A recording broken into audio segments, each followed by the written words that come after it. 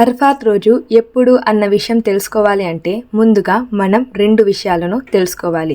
ఒకటి, అర్ఫాత్ రోజు అంటే హజ్ యాత్రికులు ఏ రోజున అర్ఫాత్ మైదానానికి వెళ్తారో దానినే అర్ఫాత్ రోజు అని అంటారు. మరొక విధంగా చెప్పాలి అంటే ఏ రోజున అయితే బక్రీద్ ఉంటుందో దానికంటే ముందు రోజునే అర్ఫాత్ రోజు అని అంటారు. సౌదీ అరేబియాలో రేపు అంటే మే 26వ తేదీ అంటే మంగళవారం రోజున అర్ఫాత్ రోజును జరుపుకుంటారు. అంటే హజ్ యాత్రికులు అదే రోజున అర్ఫాత్ మైదానానికి వెళతారు. కానీ ఇండియాలో గురువారం రోజున బక్రీద్ పండుగ అని చెప్తూ ఉన్నారు. దీని విధంగా చూస్తే మనకు బుధవారం రోజున అంటే మే 27వ రోజున అర్ఫాత్ రోజు వస్తుంది.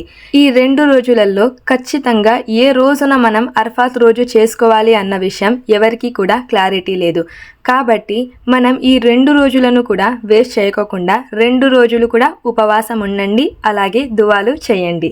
ఆ 2 రోజులలో ఏ రోజు అర్ఫాత్ రోజు అయినా కూడా మనం నష్టపోకుండా అర్ఫాత్ యొక్క పూర్తి లాభాన్ని పొందవచ్చు.